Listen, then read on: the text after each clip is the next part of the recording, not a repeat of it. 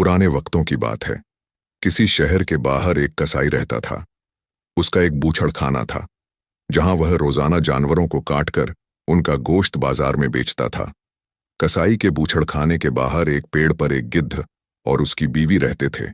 वहां उनका गुजारा अच्छे से हो रहा था, क्योंकि उन्हें पेट भरने के लिए बहुत सारा खाना मिल जाता था।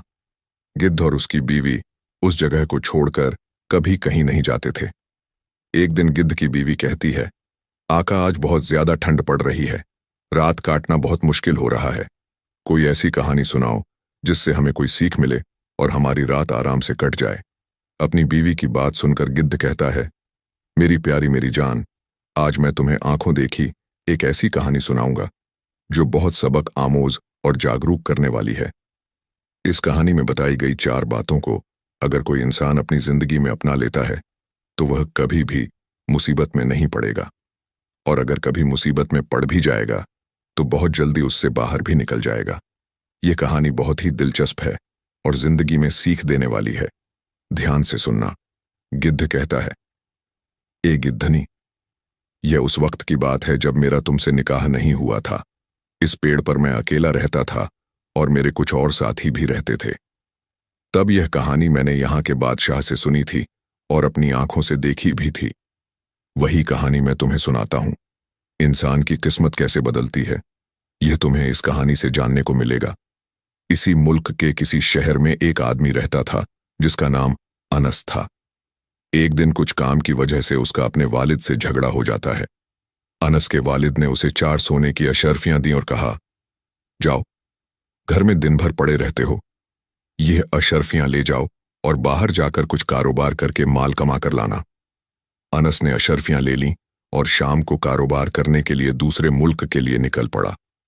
वह सोचता जा रहा था कि इन 4 अशर्फियों से वह कोई छोटा मोटा कारोबार कर लेगा और खूब सारा माल जर कमाकर अपने बाबा को दिखाएगा। यही उम्मीद लेकर वह चलता जा रहा था। रास्ते में उसकी मुलाकात एक फकीर बाबा से होती है। फकीर बाबा भी अपनी मंजिल की ओर जा रहे थे। अनस ने सोचा कि क्यों ना फकीर बाबा से कुछ बात की जाए। अगर बात करते हुए चलेंगे तो सफर आराम से कट जाएगा। यही सोचकर अनस फकीर बाबा के पास जाता है और उन्हें अदब से सलाम करता है। फकीर बाबा ने उसे सलाम का जवाब दिया और पूछा, बेटा, तुम कहाँ जा रहे हो? अनस ने कहा, बाबा, मेरे वालिद ने मुझे घर से निकाल दिया है। अब मैं कहीं जाकर कोई छोटा मोटा कारोबार करूंगा और अपने वालिद को बड़ा आदमी बनकर दिखाऊंगा।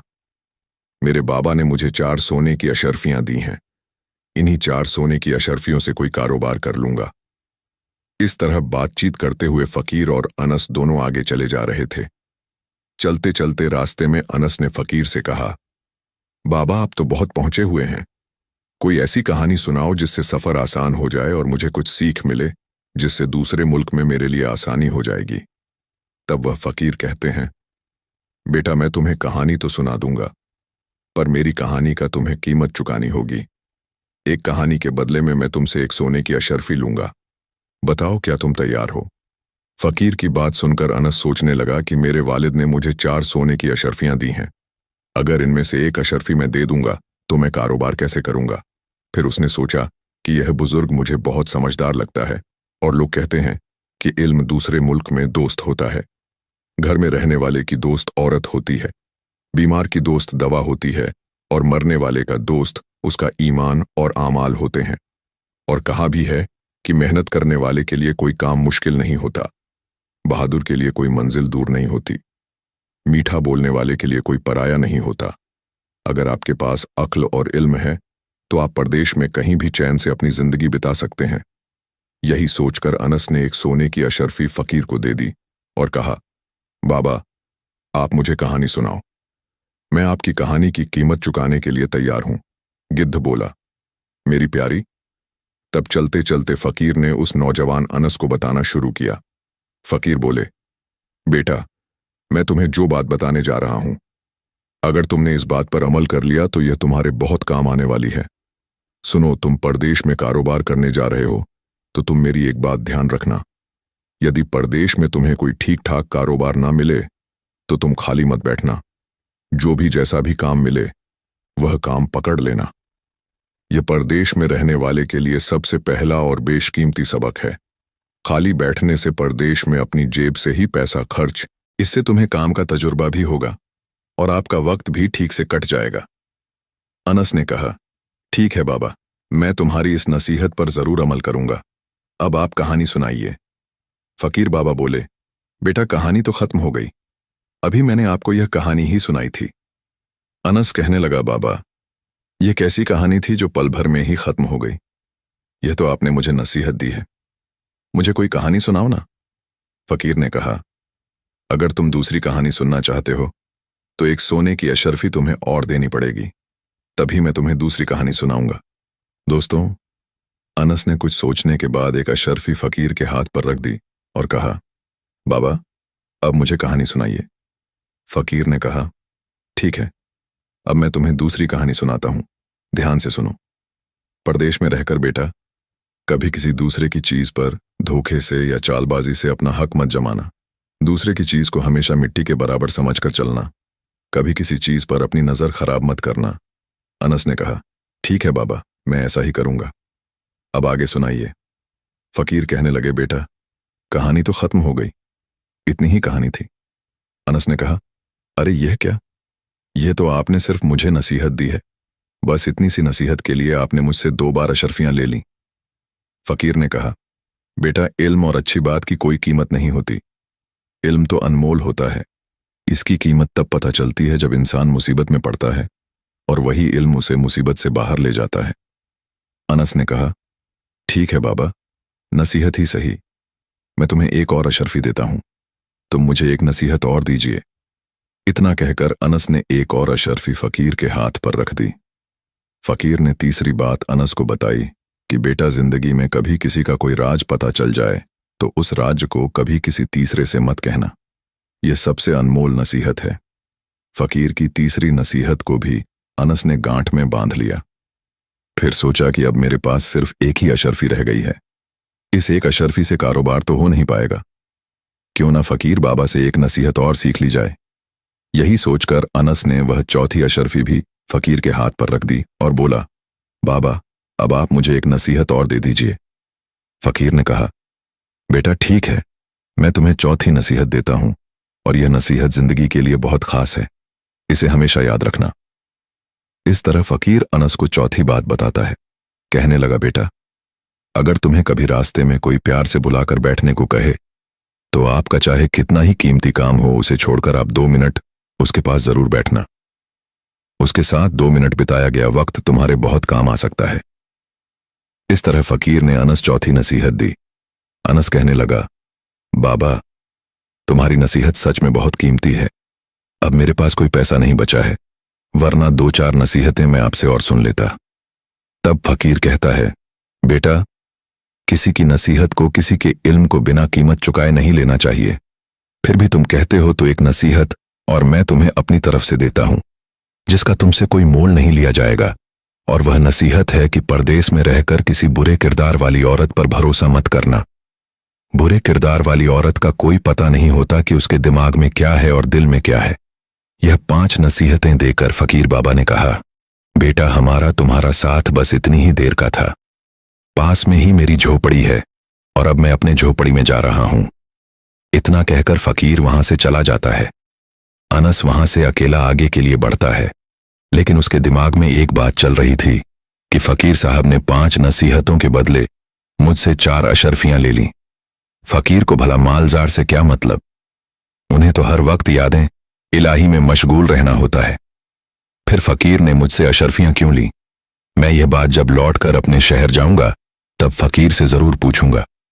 फिर सोचा, चलो जो भी है, फकीर की यह 5 बातें बड़ी ही कीमती लगती हैं, मैं इन्हें हमेशा याद रखूंगा। दोस्तों, अब अनस के पास में कोई पैसा नहीं बचा था। अब वह इस फिक्र में था कि परदेश में जाकर वह क्या करेगा, क्या खाएगा, कैसे अपना कारोबार शुरू करेगा। यही सब बातें सोचते सचते वह एक शहर में पहुंच जाता है। शहर में पहुंचकर वह किसी नौकरी की तलाश करने लगता है, क्योंकि पैसे तो उसके पास में थे नहीं। सोचा कि किसी की नौकरी ही कर लेते हैं, क्योंकि फकीर बाबा ने भी कहा है कि परदेश में खाली नहीं बैठना चाहिए, छोटा मोटा जो भी काम मिल जाए उसे ही करना चाहिए। नौकरी की तलाश में अनस इधर उधर लोगों से पूछता फिर रहा था। तभी उसकी मुलाकात एक बादशाह के नौकर से होती है, जो अनस के अस्तबल का नौकर था। उसका नाम था मुराद। मुराद बादशाह के यहाँ रहकर उनके घोड़ों की देखभाल करता था। उसने देखा कि एक आदमी नौकरी की तलाश में घूम रहा है, तो मुराद ने उसे अपने पास बुलाया और कहा, भाई, तुम्हें काम की तलाश है और मुझे बादशाह छुट्टी नहीं दे रहा है। घर पर मेरी माँ बहुत बीमार है। काफी दिनों से मैं अपनी माँ को देखने नहीं जा पा रहा हूं। बादशाह ने मुझसे कहा है कि तुम एक शर्त पर घर जा सकते हो। अगर तुम अपनी जगह किसी और को काम पर लगा दो तो तुम घर चले जाओ। एक काम करो भैया, मेरी जगह पर 1 महीने के लिए तुम काम कर लो। जो भी तनख्वाह मिलेगी वह तुम रख लेना। जब मैं अपनी माँ को देखकर लौट आऊंगा तब तुम कोई और काम तलाश कर लेना। मुराद की बात सुनकर अनस ने सोचा कि इधर उधर घूमकर वक्त बर्बाद करने से अच्छा है कि 1 महीने तक मैं इसकी जगह पर ही काम कर लूं। उसके बाद मेरे पास भी कुछ पैसे हो जाएंगे। मैं शहर में नया आया हूं, 1 महीने में मैं यहाँ के लोगों को समझ भी लूंगा। यही सोचकर अनस मुराद की जगह काम करने के लिए तैयार हो जाता है। मुराद अनस को लेकर शाही महल में जाता है। दोस्तों, वहां के बादशाह कमालुद्दीन बहुत ही समझदार और ताकतवर बादशाह थे। उनकी एक बेटी थी सुनैना। सुनैना बहुत ही खूबसूरत थी और अभी अभी उसने जवानी में कदम रखा था। बादशाह अपनी बेटी से बहुत प्यार करते थे क्योंकि सुनैना उनकी इकलौती बेटी थी। बादशाह को घोड़े पालने का और घुड़सवारी करने का बहुत शौक था। एक से बढ़कर एक अच्छी नस्ल वाले उनके यहाँ हजारों घोड़े पाले हुए थे। उन घोड़ों की देखभाल के लिए बादशाह ने कई नौकर लगा दिए थे। उन्हीं में से एक मुराद था। हर नौकर के हिस्से में 10 घोड़े थे। उन्हें खिलाने पिलाने के लिए बादशाह उन्हें बराबर राशन और दाना घास देता था। इधर मुराद बादशाह के पास पहुंचता है और हाथ जोड़कर कहता है, बादशाह सलामत, मैं कुछ दिनों के लिए अपनी बीमार माँ को देखने के लिए गांव जा रहा हूं। जब तक मैं लौट कर नहीं आता तब तक मेरी जगह पर यह आदमी काम करेगा। इसका नाम अनस है और यह बड़ा मेहनती और ईमानदार आदमी है। मुझे आपकी इजाजत चाहिए। बादशाह ने कहा, मुराद, इसमें इजाजत की क्या बात है? अगर यह आदमी तुम्हारा भरोसेमंद है तो इसे ले जाकर अपना काम समझा दो और जाओ, जाकर अपनी माँ को देखाओ। लेकिन ध्यान रहे, हमारे घोड़े की देखरेख में जरा भी लापरवाही नहीं होनी चाहिए। अगर हमारे घोड़ों की देखरेख में जरा भी लापरवाही हुई तो उसके लिए हम इसे नहीं तुम्हें सजा देंगे। मुराद ने कहा, ठीक है महाराज, आपको शिकायत का मौका नहीं मिलेगा। मैं इसे सारा काम अच्छे से समझा दूंगा। इस तरह बादशाह की इजाजत लेकर मुराद अनस को लेकर घोड़ों के अस्तबल में जाता है। वहां जाकर देखा तो हजारों घोड़े बंधे थे। मुराद ने अनस से कहा, देखो, अनस मेरे हिस्से में बादशाह ने 10 घोड़े दिए हैं। तुम्हें 10 घोड़ों की देखभाल करनी है, इनको दाना खिलाना है और इनकी मालिश करनी है। अनस ने कहा, ठीक है दोस्त, मैं यह काम बड़ी ईमानदारी और पूरी लगन के साथ करूंगा। उसके बाद मुराद अनस को अपना कमरा दिखाता है और कहा कि आज से तुम इसी कमरे में रहोगे।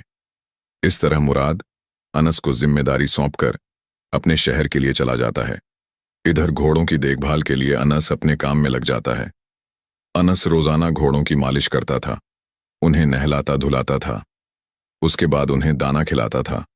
बादशाह के यहाँ से हर नौकर के लिए घोड़ों को खिलाने के लिए 20 किलो चने दिए जाते थे। अनस ने उन चनों को एक पोटली में बांधा और अपने अस्तबल में जाकर पानी में भिगोकर उन्हें कूट पीस कर अपने घोड़ों को खाने को डाल दिया। जब वह अपने काम से फारग हो गया तो उसने सोचा कि क्यों ना बाकी नौकरों के साथ बैठकर कुछ बातचीत कर ली जाए। यही सोचकर अनस उन नौकरों के पास जाकर बैठ जाता है जो बादशाह के दूसरे घोड़ों की देखभाल करते थे।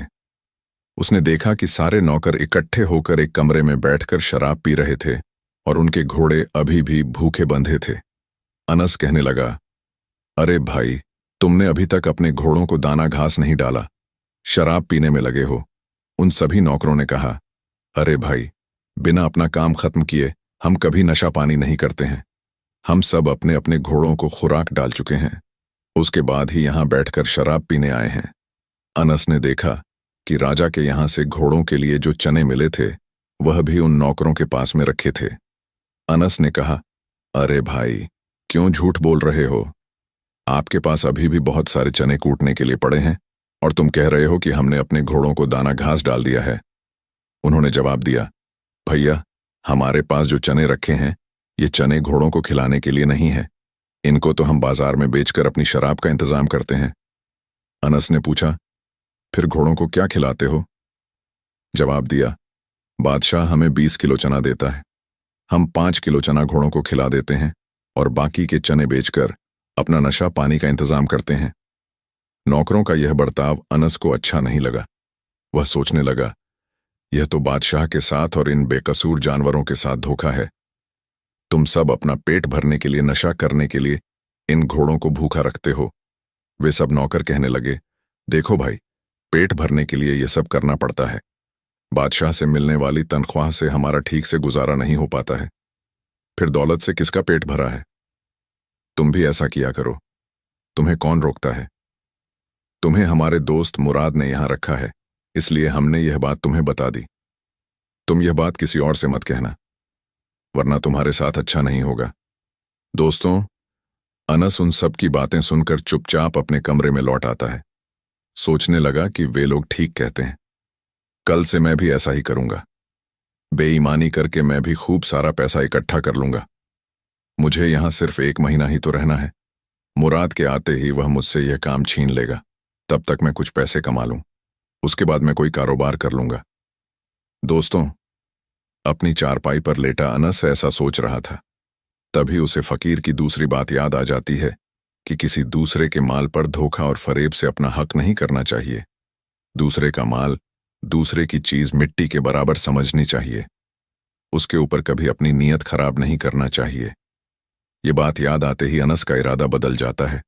सोचने लगा कि मैं भूखा रह लूंगा, लेकिन यह गुनाह से कमाई दौलत कभी नहीं खाऊंगा। दोस्तों, उसी दिन से अनस बड़ी ईमानदारी के साथ अपने घोड़ों को खिलाता है, हर वक्त उनकी देखभाल करता है। 1 महीने के अंदर अनस के 10 घोड़े एकदम सेहतमंद और खूब तंदुरुस्त दिखने लगे और बाकी के नौकर दाने की चोरी करते थे। घोड़ों को कम खिलाते थे, इसलिए उनके घोड़े कमजोर होते चले गए। एक दिन दरबार में बादशाह ने अपने मंत्री से कहा, मंत्री जी, बहुत दिन हो गए हैं, मैंने अपने घोड़ों की दौड़ नहीं देखी है। आप नौकरों को बता दो कि वे सब अपने घोड़ों को लेकर मैदान में आ जाएं। कल मैं घोड़ों की दौड़ का मुकाबला रखूंगा। बादशाह ने जैसा कहा था, मंत्री ने वैसा ही नौकरों को हुक्म दे दिया। अस्तबल के सभी नौकर घोड़ों को अच्छी तरह से नहला धुलाकर, खूब सजाकर अपने अपने घोड़े लेकर खाली मैदान में पहुंच गए। बादशाह एस ने जब घोड़ों पर नजर डाली तो देखा कि सारे घोड़े कमजोर थे, बिल्कुल मरियल से, और अनस के 10 घोड़े बड़े ही सेहतमंद और सुडौल जिस्म के थे। वे दौड़ने के लिए फुरफुरा रहे थे। यह देखकर बादशाह को गुस्सा आ जाता है। उन्होंने अपने मंत्री से कहा कि मंत्री जी, हमारे सारे घोड़े बहुत सेहतमंद थे, लेकिन मैं सिर्फ 10 घोड़े सेहतमंद देख रहा हूं। बाकी के सब घोड़े बहुत कमजोर हो गए हैं। ये इतने कमजोर कैसे हो गए? क्या नौकर इन्हें खिलाते पिलाते नहीं हैं? मुझे तो ऐसा लगता है कि नौकरों ने इन्हें खिलाने में लापरवाही की है। तब बादशाह ने अनस के पास पहुंचकर उसके घोड़े देखे। घोड़े एकदम सेहतमंद और फुर्तीले थे। उन घोड़ों को देखकर बादशाह बहुत खुश हुआ। बादशाह ने अगले दिन अनस को दरबार में बुलाया और कहा कि तुम वही हो जिसे मुराद ने अपनी जगह पर रखा है। अनस ने जवाब दिया, जी हुजूर, मैं वही हूं। बादशाह ने पूछा, तुम्हारे घोड़े एकदम सेहतमंद हैं, बाकी के घोड़े इतने कमजोर क्यों हैं, जबकि मैं घोड़ों की खाने की चीजें बराबर भिजवाता हूं, किसी को ना कम ना ज्यादा। यही जानने के लिए मैंने तुम्हें यहां बुलाया है। बादशाह के पूछने पर अनस ने कहा, बादशाह सलामत, मैं इस बात का राज तो आपको बता दूंगा, लेकिन यह बात मैं तभी बताऊंगा जब अस्तबल के बाकी नौकर यहां मौजूद होंगे। बादशाह ने हुक्म देकर तुरंत सारे नौकरों को अपने दरबार में बुला लिया। तब बादशाह ने अनस से पूछा, अब बताओ बाकी घोड़ों के कमजोर होने के पीछे क्या वजह है? तब अनस ने कहा, जहां पनाह आपके बाकी नौकर बड़े बेईमान, बड़े लालची और नशेड़ी हैं। आप घोड़ों के लिए रोजाना 20 किलो चना देते हैं, लेकिन यह 5 किलो चना घोड़ों को खिलाते हैं। बाकी के 15 किलो चना यह बाजार में बेचकर शराब ले आते हैं। घोड़ों को ज्यादा दाना ना मिलने से सारे घोड़े कमजोर हो गए हैं, लेकिन मैंने बड़ी ईमानदारी से आपका दिया हुआ राशन घोड़ों को खिलाया है, इसीलिए मेरे घोड़े तंदुरुस्त हैं। इतनी बात सुनते ही बादशाह गुस्से से आग बबूला हो गया और नौकरों पर बिगड़कर बोले, हरामखोरों, हम तुम्हें इसी बात की तनख्वाह देते हैं कि तुम आराम से घोड़ों का दाना भी खा जाओ। सारे नौकर नीचे को गर्दन डालकर चुपचाप खड़े हो गए और डर के मारे थरथर कांपने लगे। कहने लगे, हुजूर, हमें माफ कर दो, हमसे बड़ी गलती हो गई है, अब हम दोबारा ऐसा नहीं करेंगे। बादशाह ने कहा, नहीं, मैं तुम सबकी गर्दन तलवार से अभी उड़ा दूंगा। तुमने हमारे साथ धोखा किया है। बादशाह को बहुत ज्यादा गुस्से में देखकर अनस कहने लगा, जहां पनाह, इस बार इन्हें आप माफ कर दीजिए। मैं उम्मीद करता हूं कि अब यह दोबारा गलती नहीं करेंगे। अनस के कहने पर बादशाह ने उन्हें नसीहत देकर छोड़ दिया। दोस्तों, अनस की ईमानदारी को देखते हुए बादशाह ने अनस को शाबाशी दी और उसे अस्तबल का मुखिया बना दिया और कहा कि आज से तुम्हारा काम इतना है कि तुम इन सब पर नजर रखोगे। अगर कोई घोड़े का दाना चोरी करता है तो उसकी खबर तुरंत हमें मिलनी चाहिए। इस काम के लिए हम तुम्हें हर महीने 10,000 अशर्फियां देंगे। बादशाह ने सख्त हुक्म देकर उन सभी नौकरों को छोड़ दिया और अनस को उन पर नजर रखने के लिए रख दिया। बादशाह अपनी उंगली में एक हीरे की अंगूठी पहने थे। वह अंगूठी उतारकर बादशाह ने इनाम के रूप में अनस को पकड़ा दी और कहा कि जब भी तुम्हें हमसे मिलना हो तो तुम यह अंगूठी पहरेदारों को दिखाकर हमसे किसी भी वक्त मिल सकते हो। अस्तबल में पहुंचकर अनस ने सभी नौकरों को समझाया कि देखो, इस बार तो मैंने तुम्हें बचा दिया। अगर दोबारा तुम्हारी गलती पकड़ी गई तो बादशाह सलामत तुम्हें जिंदगी भर के लिए जेल में डाल देंगे। इसलिए ईमानदारी से अपना काम कीजिए। दोस्तों, उसी दिन से सारे नौकर ईमानदारी से घोड़ों को खिलाने पिलाने लगते हैं। फिर उन्होंने कभी भी बेईमानी नहीं की। सारे घोड़े फिर से सेहतमंद हो गए। इधर दोस्तों, 1 महीने का वक्त बीत चुका था। उधर मुराद अपनी मां से मिलकर अपनी नौकरी पर लौटता है। जैसे ही मुराद घोड़ों के अस्तबल में पहुंचता है तो सारे नौकरों ने उसे घेर कर अनस की करतूत मुराद को बताई कि हमारी चोरी अनस ने बादशाह को पकड़ा दी और बादशाह ने उसे अस्तबल का मुखिया बना दिया है। मुराद ने कहा, तुम लोग परेशान मत हो, मैं वापस आ गया हूं, अब तो उसे यहां से जाना ही पड़ेगा। नौकरों ने कहा, नहीं भाई, वह यहां से नहीं जाएगा क्योंकि बादशाह ने उसे हम सब की देखभाल करने के लिए नौकरी पर रख लिया है। दोस्तों, उसके बाद में मुराद अनस के पास जाता है और अनस उस समय कमरे में लेटा हुआ था। मुराद को देखकर अनस एकदम खुश हो जाता है और कहता है, दोस्त, तुम आ गए, तुम्हें देखकर मुझे बड़ी खुशी हुई। मुराद अनस के पास में बैठ जाता है। उसके बाद अनस वहां जो घटना घटी थी उसके बारे में मुराद को बताता है। मुराद कहने लगा, तुमसे पहले मुझे इस बात का पता लग चुका है। उसके बाद दोनों साथ साथ बैठकर खाना खाते हैं और खाना खाने के बाद अपने अपने बिस्तर पर लेट जाते हैं। मुराद मन ही मन अनस से बहुत जल रहा था क्योंकि बादशाह ने उसे उससे भी बड़े ओहदे पर फाइज कर दिया था और उसने नौकरों की चोरी बादशाह को पकड़वाई थी। इसीलिए मुराद उससे जलने लगा था। क्योंकि दोस्तों, आपको बता दें कि मुराद भी चोरी करता था और उसे अनस का यह बर्ताव बिल्कुल पसंद नहीं आया। मुराद अनस को नीचा दिखाना चाहता था, उससे बदला लेना चाहता था। दोस्तों, मुराद अपने कमरे में लेट जाता है और अनस अपने कमरे में चला जाता है क्योंकि बादशाह ने उसे एक अलग कमरा दे रखा था। उस दिन आसमान में बादल छाए हुए थे। हल्की हल्की बारिश हो रही थी, बिजली कड़क रही थी। उधर शहजादी सुनैना की आंखों में नींद नहीं थी क्योंकि दोस्तों, यहां आपको बता दें कि मुराद और बादशाह की बेटी के बीच में प्यार मोहब्बत का खेल चल रहा था। शहजादी उससे अक्सर रात के वक्त मिलने आया करती थी क्योंकि आज शहजादी को पता चल गया था कि मुराद अपने शहर से लौट आया है। उसने सोचा कि अनस तो अब चला ही गया होगा। शहजादी रात में उठकर अपने महल की छत पर टहल रही थी। उसके दिल में मुराद से मिलने की आग जल रही थी। उसकी बेचैनी बढ़ती जा रही थी और उसे चैन ना आ रहा था। वह मुराद के साथ रातें बिताती थी और क्योंकि 1 महीने से मुराद वहां नहीं था तो उसके दिल और बदन आज बेचैनी बढ़ती जा रही थी। लिहाजा अपनी बेचैनी कम करने के लिए वह अपने आशिक मुराद से मिलने के लिए उसके कमरे में जाती है। उसी वक्त अनस किसी काम से उधर ही घूमने आता है। अचानक जैसे ही अनस मुराद के कमरे के पास पहुंचता है, उसे मुराद के कमरे से किसी औरत की आवाज सुनाई देती है। अनस ने कमरे के अंदर झांक कर देखा तो मुराद की बाहों में शहजादी सुनैना को देखकर उसकी आंखें फटी की फटी रह गईं। अनस यह सब देखकर चुपचाप अपने कमरे की ओर चला जाता है। उधर मुराद ने शहजादी से कहा, मेरी जान, मुझे इस वक्त एक सख्त मुश्किल ने आ घेरा है। मैं भी तुम्हारे करीब पाने के लिए तड़प रहा हूं, लेकिन इस वक्त अनस हमारी राह का सबसे बड़ा कांटा है। कुछ भी करके तुम अनस को मरवा दो तो हम बेफिक्र हो जाएंगे, क्योंकि अगर उसने हमें साथ देख लिया और उसने तुम्हारे बाप बादशाह कमालुद्दीन को बता दिया तो फिर मेरी खैर ना होगी। शहजादी ने कहा, मेरी जान, तुम पर कुर्बान, यह इतनी बड़ी बात नहीं है, तुम परेशान क्यों होते हो? मैं बाबा जानी से कहकर इसे मौत की सजा दिलवा दूंगी। दोस्तों, उधर अनस सोच रहा था कि मुराद बादशाह की आंखों में धूल झोंककर उनकी बेटी से प्यार कर रहा है। यह तो बादशाह के साथ धोखा है। मुझे यह खबर बादशाह सलामत को देनी चाहिए। अनस यही सोचकर बादशाह को खबर देने के लिए शाही महल की ओर चलने लगता है। तभी उसे फकीर बाबा की वह तीसरी बात याद आ जाती है। फकीर ने कहा था कि अगर किसी का राज पता चल जाए तो उसे किसी तीसरे से नहीं कहना चाहिए, वरना खुद मुसीबत में पड़ सकते हो।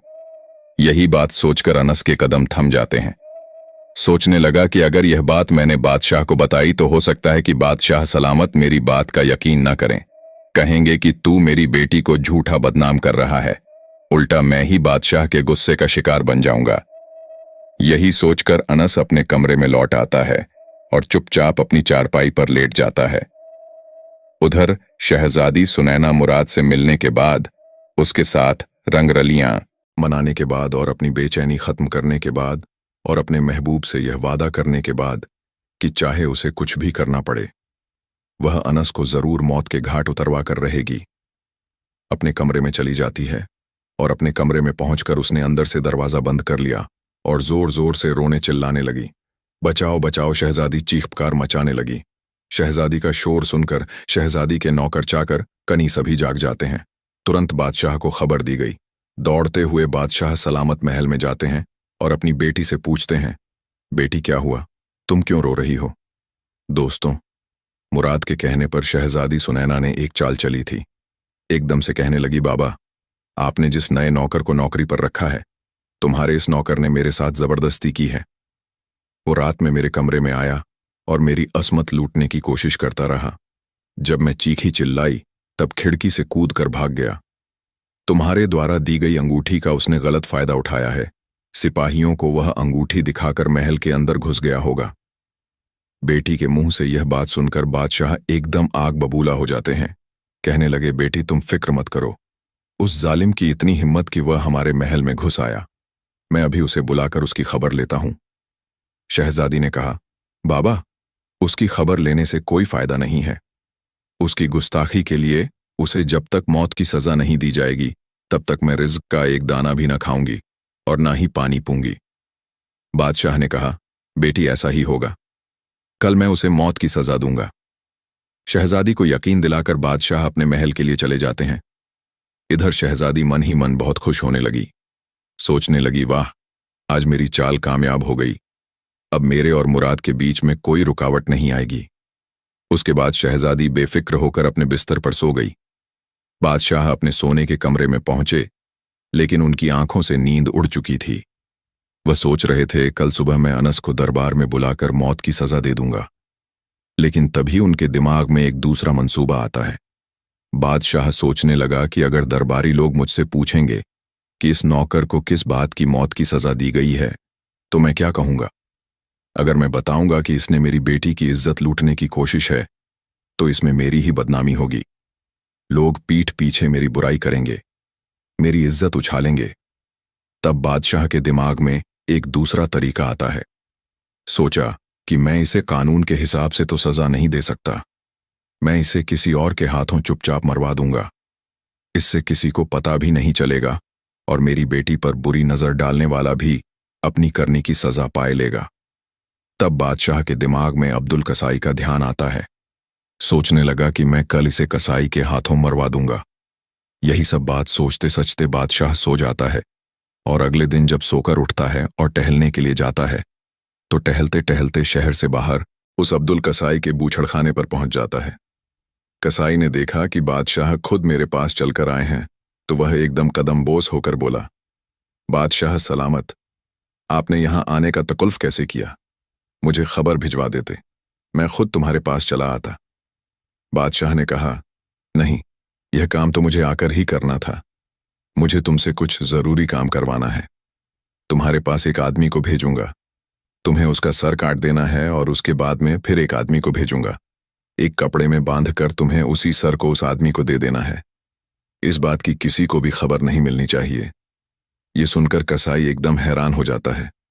कहने लगा, हुजूर, ये आप क्या कह रहे हो? बादशाह ने कहा, हाँ, मैं ठीक कह रहा हूं। थोड़ी देर के बाद तुम्हारे बूछड़ खाने में एक आदमी को भेज रहा हूं। तुम उसे अपने बूछड़ खाने के अंदर ले जाकर मार देना। इस काम के बदले हम तुम्हें बहुत इनाम देंगे। अगर तुमने यह काम नहीं किया तो हम तुम्हें और तुम्हारे खानदान को जेल में डलवा देंगे। बादशाह की धमकी सुनकर कसाई डर जाता है। बोला, हुजूर, आप फिक्र मत करो। आप जिसे भेजोगे मैं उसका सर काटकर उसके धड़ को जानवरों के कटे हुए आजा के साथ मिलाकर बाहर फेंकवा दूंगा और उसके सर को तुम्हारे पास भिजवा दूंगा। दोस्तों, कसाई को हुक्म देकर बादशाह अपने महल को लौटते हैं। उधर कसाई उस बादशाह के भेजे हुए आदमी का इंतजार करने लगता है। महल में पहुंचकर बादशाह ने सिपाहियों को भेजकर अनस को बुलवाया और कहा कि अनस, मैं तुम्हें किसी जरूरी काम से शहर से बाहर भेजना चाहता हूं और मुझे यकीन है कि यह काम सिर्फ तुम ही कर सकते हो। अनस ने कहा, बताइए, जहां पनाह मेरे लिए क्या हुक्म है? मैं आपके लिए कुछ भी करने को तैयार हूं। तब बादशाह कहता है, अनस, तुम्हें इसी वक्त एक जरूरी काम से एक कसाई के पास जाना है और वह जो चीज तुम्हें चुपचाप दे तुम उसे ले आना। लेकिन एक बात का खास ध्यान रखना, यह काम तुम्हें बिल्कुल खुफिया तरीके से करना है। किसी को इस बात का पता नहीं चलना चाहिए। अनस ने कहा, जो हुक्म माले जा, मैं आपके काम के लिए अभी जाता हूं। इतना कहकर अनस तुरंत उस कसाई के पास के लिए चल देता है। दोस्तों, अनस के दिल में यह ख्याल आ रहा था कि बादशाह का इतना जरूरी काम कौन सा आ गया जो बादशाह मुझसे करवा रहा है। फिर सोचा कि चलो जो भी है, कम से कम बादशाह ने मुझे इस लायक समझा तो कि मैं उसके किसी काम को कर पा रहा हूं। दोस्तों, चलते चलते वह शहर से बाहर निकल गया। उसने देखा कि एक झोपड़ी है और झोपड़ी के बाहर कुछ बुजुर्ग बैठे हैं और तस्बीह पढ़ रहे हैं। अनस उस झोपड़ी के पास जाकर खड़ा हो जाता है। तब एक बुजुर्ग ने अनस को इशारा देकर अपने पास बुलाया और कहा, बच्चा, थोड़ी देर यहां बैठकर तस्बीह पढ़ लो, सब कुछ यही रह जाएगा, सिर्फ आमाल जो है यही साथ जाएगा। तब अनस ने कहा, माफ करना, मैं किसी जरूरी काम से जा रहा हूं, इस वक्त मैं रुक नहीं सकता। इतना कहकर अनस आगे बढ़ जाता है।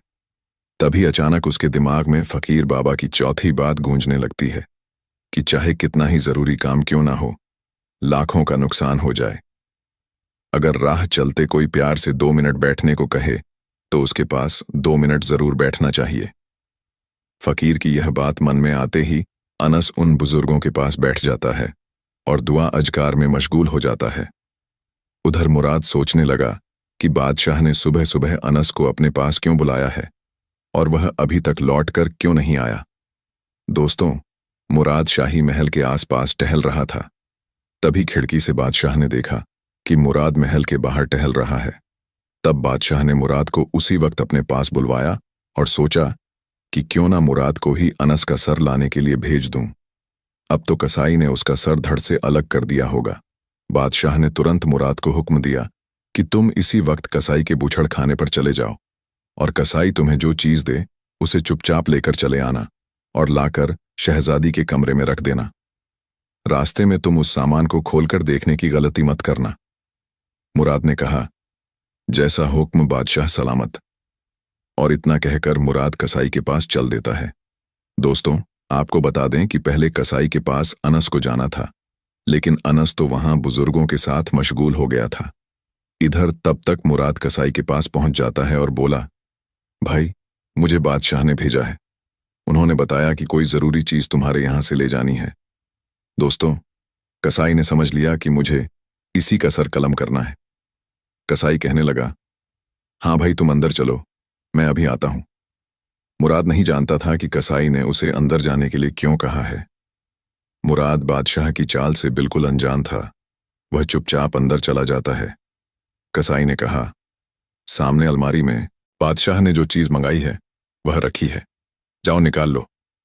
दोस्तों, मुराद जैसे ही अलमारी खोलता है वैसे ही कसाई अपना धारदार गंडासा मुराद की गर्दन पर चला देता है। मुराद की गर्दन धड़ से कटकर अलग जा गिरी। कसाई ने उसे एक पोटली में बांधा और रख दिया। उसकी धड़ को उठाकर गिद्ध चील कौवों को खाने के लिए बाहर फेंक दिया। कसाई बादशाह के दूसरे नौकर के आने का इंतजार करने लगता है।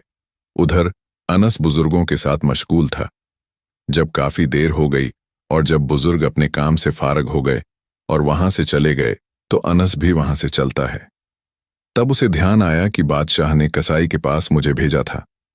एकदम कसाई के घर की तरफ अनस दौड़ने लगता है। थोड़ी देर में जब वह कसाई के पास पहुंचता है तो कहने लगा कि मैं बादशाह सलामत के पास से आया हूं, उन्होंने कोई चीज मंगाई है। कसाई बोला, हाँ भाई, मैं समझ गया। कसाई ने वही पोटली उठाकर अनस को पकड़ा दी जिसमें मुराद का सर बंधा हुआ था। कसाई ने उसे समझाकर भेज दिया कि भाई, इसे खोलकर रास्ते में मत देखना, वरना बादशाह सलामत तुम्हें फांसी पर चढ़ा देंगे। इस तरह से अनस मुराद का सर लेकर बादशाह के पास पहुंचता है।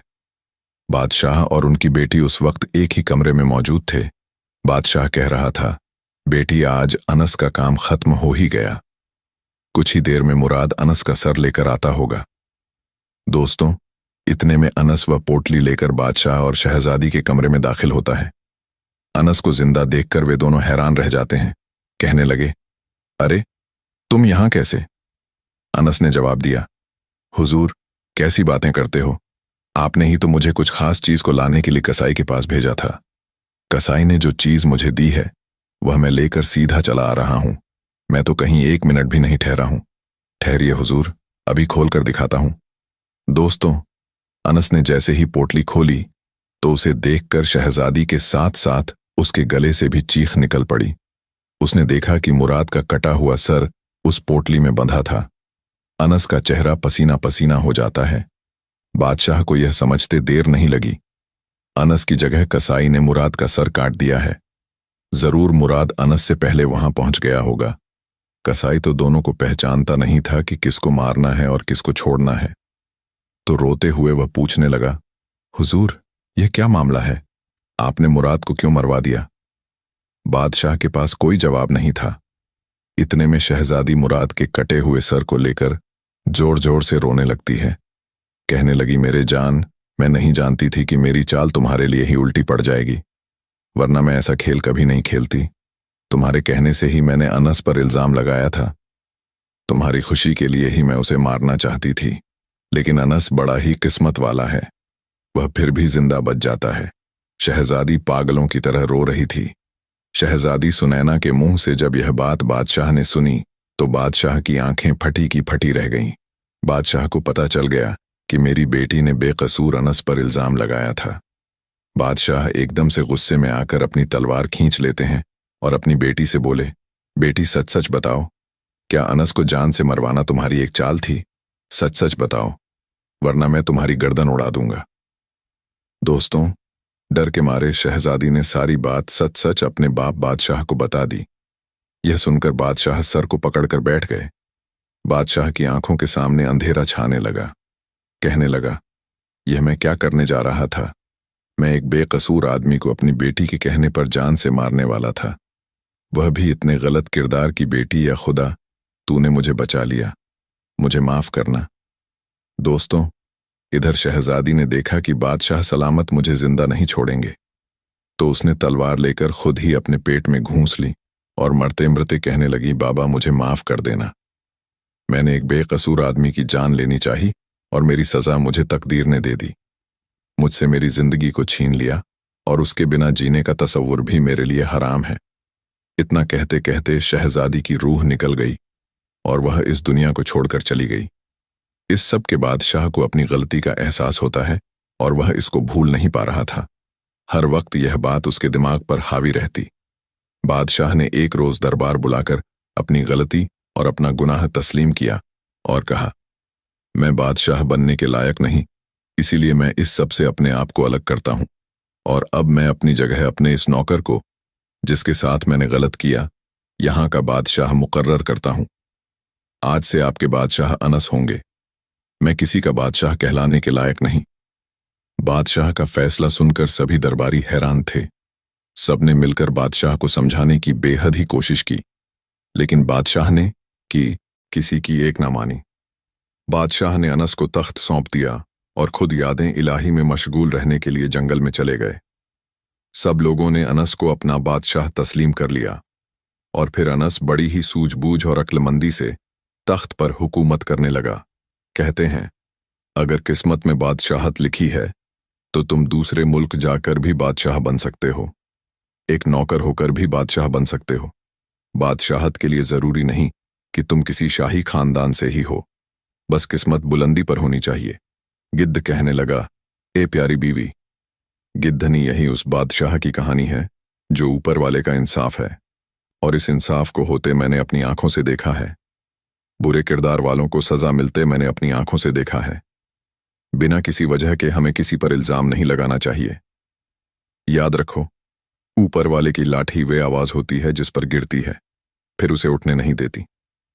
दोस्तों, अनस बादशाह तो बन गया, मगर उसके दिमाग में एक बात घूम रही थी कि उन बुजुर्ग फकीर की उन 5 बातों ने मेरी जान बचाई है।